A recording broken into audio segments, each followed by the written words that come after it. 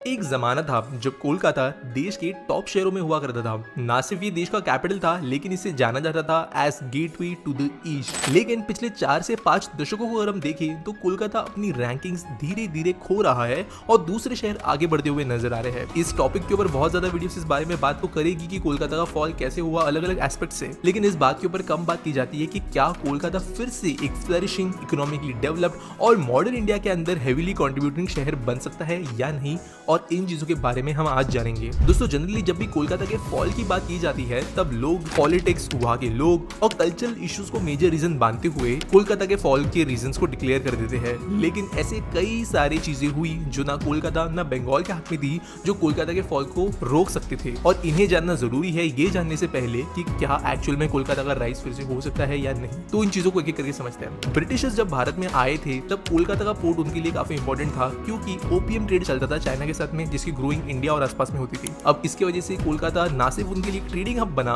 लेकिन यहीं पर उन्होंने उनके गवर्नमेंटल ऑफिसेस, उनके गवर्नमेंटल पोजीशंस यहीं पर होस्ट करना शुरू की। इसकी वजह से कोलकाता को प्रेफरेंशियल ट्रीटमेंट मिलना शुरू हुआ। ऑब्वियसली जो भी कैपिटल होता है, स्पेशली एक ऐसे राज्य के लिए जो कि कंपनीज और बिजनेस के जरिए अपने आप को ग्रो कर रहा है, वो ऐसी चीजों के अंदर इन्वेस्ट करेगा ही जो उनको ग्रो करने में मदद करे। फिर चाहे वो एजुकेशन हो, जॉब्स हो, गवर्नमेंटल बिल्डिंग्स हो, इंफ्रा हो, सारी चीजें कोलकाता को मिली और इंपॉर्टेंट ये बना। लेकिन जब ओपीएम वॉर्स के बाद में ओपीएम ट्रेड खत्म हो गया, उसके बाद में कोलकाता ज्यादा वल्नरेबल नजर आया। बहुत ज्यादा ये बॉर्डर के पास था, जो हमारे वेस्टर्न एंड्स थे पाकिस्तान के साइड के, वहां पर कहीं ना कहीं पर कंट्रोल रखना जरूरी था। और फाइनली 1911 में कोलकाता से कैपिटल शिफ्ट कर दिया गया। कैपिटल शिफ्ट होने के बाद में कोलकाता को प्रेफरेंशियल ट्रीटमेंट मिलना बंद हुआ। नए मेगा प्रोजेक्ट्स यहाँ पे नहीं मिल रहे थे, यहाँ पे इंफ्रा पे इतना इन्वेस्टमेंट नहीं हो रहा था, और धीरे धीरे जो इंपॉर्टेंट ट्रीटमेंट कोलकाता को मिलती थी वो मिलना बंद हुई। लेकिन इसके बावजूद कोलकाता की इंडस्ट्री बहुत बड़ी थी, इकोनॉमिकली ये काफी अच्छा था, इसके लिए इसको जरूरत भी नहीं थी ऐसे ट्रीटमेंट की। लेकिन वो भी धीरे धीरे कुछ ऐसे रीजंस की वजह से बंद होना शुरू हुई जो बंगाल के हाथ में नहीं थे।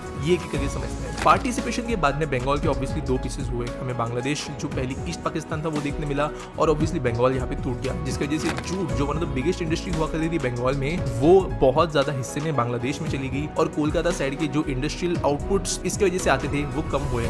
लेकिन इससे बहुत बड़ा झटका तब लगा जब इंडिया पाक वॉर हुआ और बांग्लादेश की स्थापना हुई ईस्ट पाकिस्तान से निकलकर। जब ये चीज हुई तब कोलकाता को ऑब्वियसली एक वॉर तो फेस करना ही पड़ा अपनी जमीन पे, जो ऑब्वियसली काफी ज्यादा नुकसानदायक होता है। लेकिन वॉर के बाद में बांग्लादेश में हेवी एक्सपोर्ट ड्यूटी लगा दी बंगाल से आने वाले जूट के ऊपर, जो कि यहाँ पे जो लोग जूट की खेती पर डिपेंडेंट रहते थे उनके लिए जूट को अनप्रॉफिटेबल बना दिए। वहां पे से वो जूट अभी एक्सपोर्ट नहीं कर सकते थे, इंडिया का मार्केट इतना बड़ा नहीं था, तो जूट इंडस्ट्री कम होना शुरू हुई। क्योंकि ये वॉर्स हुए उसकी वजह से एक और चीज देखने मिली, वो थी बैंक्स और फाइनेंशियल इंस्टीट्यूशन का शिफ्ट होना। यहाँ पे कोई भी वल्नरेबल एरिया जब भी ऐसी सिचुएशन में देखा जाता है तो फाइनेंशियल इंस्टीट्यूशंस प्रेफर करते हैं कि वो ज्यादा सेफ और स्टेबल एरिया में जाए। और बांग्लादेश की स्थापना के लिए जो वॉर हुआ था उसकी वजह से जो हेडक्वार्टर्स हुआ करते थे, स्टेट बैंक ऑफ इंडिया जो पहले ब्रिटिश का बैंक हुआ करता था, कुछ और दूसरे इंपॉर्टेंट फाइनेंशियल इंस्टीट्यूशंस, ये वेस्टर्न साइड में शिफ्ट होना शुरू हुए, क्योंकि कोलकाता काफी अनस्टेबल लग रहा था। ये सारी चीजों के ऊपर सरकार ने कोलकाता और बंगाल के ऊपर लगा दी थी फ्रेट इक्वलाइजेशन पॉलिसी। बेसिकली इस पॉलिसी के अंतर्गत ना सिर्फ बंगाल लेकिन बिहार, छत्तीसगढ़, झारखंड, इन स्टेट्स में से जो मालगाड़ियां सामान इन स्टेट्स में से दूसरे स्टेट्स में ले जाती थी सामान, उनको जो किराया लगाया जाता था वो बहुत कम था कंपेयर टू बाकी फ्री ट्रेड्स। इसकी वजह से होता यह था कि जो कंपनीज इन माल को खरीदती है, फिर चाहे वो कच्चा लोहा हो, कोल हो या ऐसी दूसरी चीजें, उनको कुछ खास कॉस्ट में फर्क नहीं पड़ता था कि वो अपनी इंडस्ट्रीज देश में किसी और कोने में शिफ्ट करे या कोलकाता के पास में, क्योंकि रेलवे उनकी मदद कर रही थी रेट्स को इतना कम करने में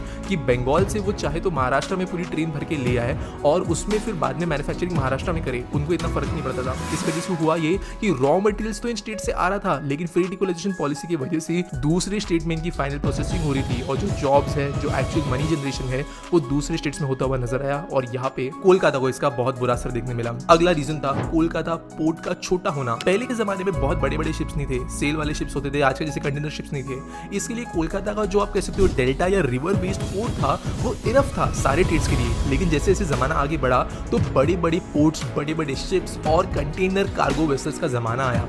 कोलकाता का पोर्ट समंदर के पास में नहीं था, इसके वजह से जो मुंबई का पोर्ट है, गुजरात के पोर्ट है, चेन्नई के पोर्ट है, इनको प्रेफरेंस मिला, जो कि मेन हब्स होते हैं एक्सपोर्ट इंपोर्ट के लिए, और ये भी एक रीजन बना। लास्टली जो रीजन सब लोग वैसे कहते हैं कोलकाता के फॉल के लिए, वो था यहाँ का पॉलिटिक्स। कम्युनिस्ट पार्टी का बहुत लंबे समय तक कोलकाता और वेस्ट बंगाल के अंदर प्रेफरेंस रहा और आज भी है, लेकिन कहीं ना कहीं पर जो आइडियोलॉजी होती है कम्युनिस्ट गवर्नमेंट्स की, वो होती है लार्ज स्केल इंडस्ट्रियल डेवलपमेंट को रोकना, एट द सेम टाइम जो छोटे छोटे लेवल पे स्मॉल स्केल इंडस्ट्रीज है उनको प्रेफरेंस देना।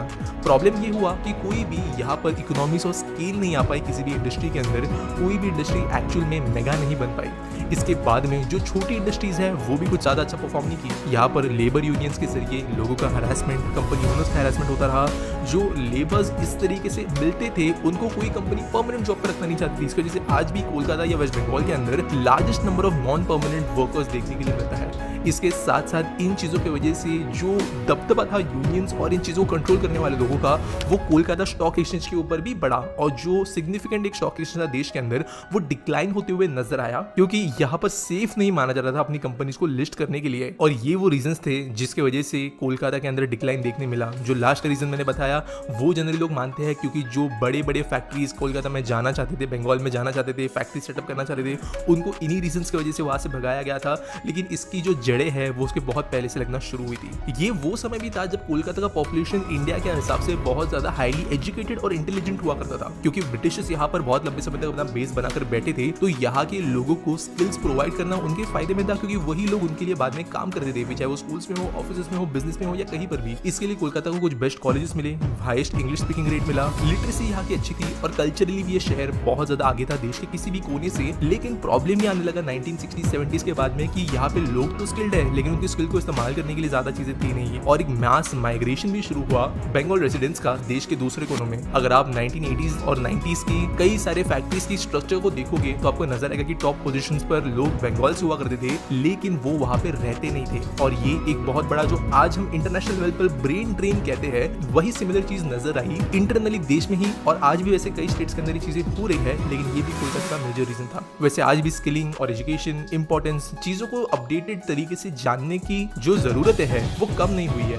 बेस्ट स्किल्स जो है वही आपको आगे लेके जा सकती है। अब इन डिटेल तो जान लिया कि कोलकाता किस तरीके से फॉल हुआ, अब राइज कैसे होगा, वो जो ज्यादा इंपॉर्टेंट पॉइंट है उसके बारे में समझते हैं। कोलकाता को 4 चीजें चेंज करने की जरूरत है अगर उनको बाकी शहरों के कंपटीशन में रहना है या उनसे आगे जाना है। सबसे पहले होगा फ्रेंडली नेचर टुवर्ड्स बिजनेस, जो बहुत लंबे समय तक कोलकाता के अंदर एक कहीं ना कहीं पर आदत हो गई थी लेबर यूनियंस की, वर्कर्स पावर की, बड़े इंडस्ट्रीज को छोटे छोटे लोगों के ग्रुप को द्वारा दबाने की। वो अगर कम नहीं हुआ तो कोई भी इंडस्ट्री कोलकाता के अंदर इन्वेस्ट नहीं करनी चाहिए। जब कोई बड़ी कंपनी किसी भी स्टेट के अंदर इन्वेस्ट करती है तो उनके लिए जरूरी होता है कि उनको थोड़ा फ्रीडम दिया जाए ताकि वो रैपिड एक्सपांशन कर पाए। अगर आप देखते हो कि देश के one of the biggest IT hubs जो बने हैं आज देश के अंदर, अगर बेंगलुरु की बात करें कर्नाटक, तो यहाँ पर जो स्पेशल जोन बना इलेक्ट्रॉनिक सिटी के अंदर, उसने पनपने दिया ऐसे एनवायरमेंट को जहाँ पर आईटी बिजनेस अपने हिसाब से जो चाहे वो करते हुए बहुत तेज से एक्सपांशन कर सकती है। लेकिन अगर रिस्ट्रिक्शंस आए, रूल्स बहुत स्ट्रिक्ट हो, उन रूल्स को इनैक्ट करने वाले जो ब्यूरोक्रेट्स हैं वो बैठकर इन चीजों को स्लो कर रहे हैं, तो कोई इंडस्ट्री को पसंद नहीं है, क्योंकि प्राइवेट मार्केट के अंदर स्पीड को इंपॉर्टेंस है। और ऑब्वियसली आज के डेट में जब दूसरे स्टेट्स में ऐसी चीजें ज्यादा बेहतर मिल रही है तो कोलकाता के अंदर इन्वेस्ट वो नहीं करेंगे, क्योंकि वहां पर ये चीजें उनको स्लो कराएगी। वैसे कोलकाता शांत नहीं बैठा है, वो इसके ऊपर काम कर रहा है। 2021 में रिवाइज इंडस्ट्रियल पॉलिसी आई है कोलकाता के लिए या वेस्ट बंगाल के लिए, जहां पर मेजर काम किया जा रहा है बिजनेस फ्रेंडली एनवायरनमेंट बनाने के लिए, और इसका असर देखने भी मिल रहा है। लेकिन इसके बारे में थोड़ा सा और आगे बात करेंगे। दूसरा जो मेजर रीजन कोलकाता को आगे बढ़ाने में मदद कर सकता है वो है पोर्ट्स और इंफ्रास्ट्रक्चर। कुछ दिनों पहले ही खबर आई थी कि अडानी ग्रुप ने 25,000 करोड़ रुपीस का ऑर्डर जीता है और अप्रूवल पाया है वेस्ट बंगाल के ताजीपुर के अंदर एक नया पोर्ट बनाने के लिए। ये कोलकाता के लिए और वेस्ट बंगाल के लिए गेम चेंजर हो सकता है। आज जब देश के कई सारे स्टेट्स के अंदर, चाहे वो महाराष्ट्र हो, गुजरात हो, तमिलनाडु हो या आंध्र प्रदेश या फिर केरला भी, यहाँ पर मेगा स्केल के पोर्ट्स बन रहे हैं और ऑपरेशनल है कुछ स्टेट्स के अंदर। ऐसा कोई पोर्ट अब तक वेस्ट बंगाल में नहीं अवेलेबल था, लेकिन वो बनेगा ताजीपुर में। इसकी वजह से होगा ये कि जो इंडस्ट्रीज आकर सेटअप होती है कोलकाता के अंदर वो हाई वैल्यू वाली भी हो सकती है, क्योंकि लॉजिस्टिक्स कॉस्ट इसकी वजह से बहुत कम हो जाएगी। सी के द्वारा चीजें भेजना बहुत सस्ता होता है और पोर्ट्स इसके लिए जरूरी है, जो कि यहाँ पे बनना जरूरी है। और जो रिवर वाले पोर्ट्स आज कोलकाता के अंदर है वो मॉडर्न डे में कंपेटिटिव नहीं है। दूसरा है इंफ्रा। जब लेट 70s, 80s, 90s में चीजें शुरू हुई तब वेलफेयर एंड अदर स्कीम्स पे ज्यादा ध्यान दिया गया था rather than developing public infra. इस वजह से चाहे वो रोड्स हो, रेलवेज की कंडीशन हो, जो high level high speed logistics हो, यहाँ पर आज भी कोलकाता बहुत पीछे है। इनफैक्ट कोलकाता का जो पैसेंजर एयरपोर्ट है इसे one of the worst rates किया जाता है कई सारे रेटिंग लिस्ट के अंदर, लेकिन ये चीजें इंप्रूव करने की जरूरत है, चाहे वो पैसेंजर्स के हिसाब से हो या कमर्शियल या बिजनेस। जब तक ये चीजें इंप्रूव नहीं होती तब तक कोई भी बिजनेस यहाँ पर आके इन्वेस्ट नहीं करने वाला। और इंफ्रा जो है 2 तरीकों से डेवलप होगा। एक obviously West Bengal state level पे चीजें कर सकती है, जो कि कर रही है लेकिन स्लो है, और दूसरा है डायरेक्टली सेंट्रल लेवल के द्वारा। सागरमाला परियोजना के अंतर्गत वेस्ट बंगाल और नॉर्थ ईस्ट की जो नदियां है उनको टैप करने की कोशिश की जा रही है रिवर बेस्ड ट्रांसपोर्टेशन के लिए। एट द सेम टाइम कुछ हाईवे प्रोजेक्ट्स हैं, कुछ रेलवे प्रोजेक्ट्स है, वो भी वेस्ट बंगाल में से गुजर रहे हैं और इनफैक्ट कुछ इंटरनेशनल लॉजिस्टिक्स प्रोजेक्ट्स भी है जो वेस्ट बंगाल में से होते हुए म्यांमार जैसे देशों के अंदर जाएंगे। इनफैक्ट आगे तक थाईलैंड तक का भी प्लान है, लेकिन ऐसे प्रोजेक्ट्स अभी ऑन स्पीड है जो कि इस स्टेट के इंफ्रा को बेहतर बना सकते हैं, कॉम्पिटिटिव बना सकते हैं दूसरे स्टेट्स के हिसाब से। तीसरी चीज जो कोलकाता को चेंज करने की जरूरत है वो है यहाँ का एटीट्यूड। अब ये वाला जो पॉइंट होगा ये कहीं ना कहीं पर कई सारे लोगों के लिए ऑफेंडेबल हो सकता है, कहीं ना कहीं पर ऑब्जेक्शनेबल हो सकता है, लेकिन फिर भी इस चीज को मैं समझाने की कोशिश करता हूँ। कोलकाता जाना जाता है एक बहुत ज्यादा कॉन्सेंट्रेटेड प्लेस के तौर पर जहाँ पर लिटरेसी,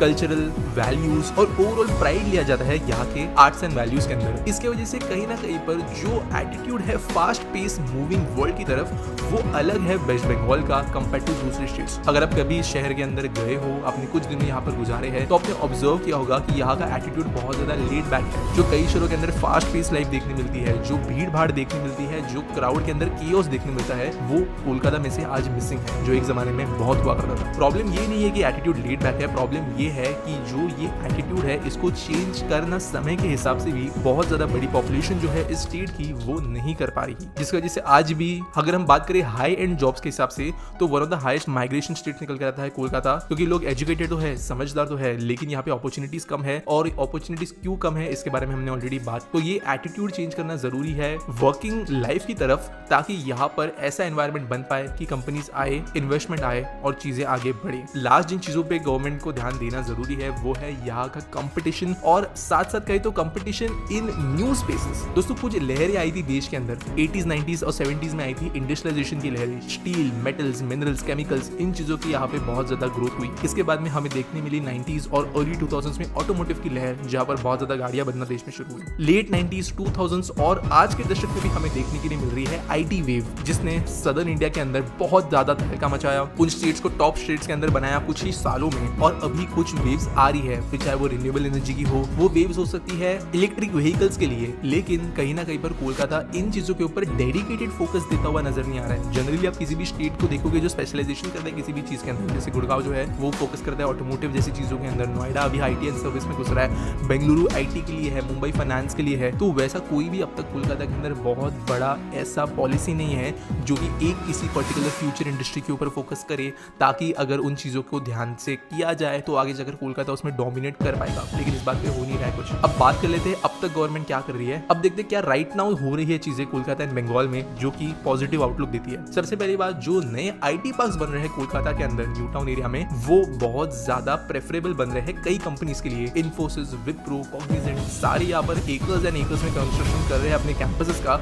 यानी यहाँ पर ये इंडस्ट्री एटलीस्ट कुछ हद तक बढ़ते हुए नजर आएगी, कंपैरेबल ये बनेगी देश के दूसरे शहरों से। इसके अलावा जो मैंने पहले बात की थी, यहाँ पर एक नई इन्वेस्टमेंट पॉलिसी अनाउंस की गई है कोलकाता के लिए, जिसका नाम है West Bengal investment and industrial policy, जो कि डेवलप करेगी स्टेट को ज्यादा तेजी से। और दो एस्पेक्ट्स इसके रखे गए हैं, नई चीजें बिल्ड करना और एग्जिस्टिंग चीजों को इंप्रूव करना। ये पॉलिसी वैसे टाइम बाय टाइम अपडेट हुई है, 2013 में भी आई थी, लेकिन जो पिछले साल की पॉलिसी है ये वन ऑफ द मोस्ट आप कह सकते हो वो इफेक्टिव पॉलिसीज बन सकती है, क्योंकि इसने लाइन टू लाइन चीजें को इंप्लीमेंट करने के लिए ट्राई किया है जो दूसरे स्टेट्स के अंदर सक्सेसफुल रही है। और इसको जैसी उम्मीद है कि ईज ऑफ बिजनेस आएगा, कंपनीज जो है वो ज्यादा बेहतर तरीके से काम करेगी, कोलकाता के अंदर आएगी और इसकी वजह से ऑब्वियसली फायदा देखने के लिए मिलेगा। इसके अलावा कहीं ना कहीं पर मेंटालिटी शिफ्ट है कि चीजों को इंप्रूव करना जरूरी है। और लास्टली जो फ्यूचर है इंफ्रा का वो भी एटलीस्ट एक अच्छे लेवल तक ब्राइट नजर आ रहा है, जो कि जरूरी है इंडस्ट्रियल डेवलपमेंट के लिए। तो अगर ये वीडियो आपको पसंद आता तो इसे शेयर कीजिए। फेसबुक, व्हाट्सएप, इंस्टाग्राम, जितने भी सोशल मीडिया ऐप है सब में शेयर कर दीजिए। Thanks for watching.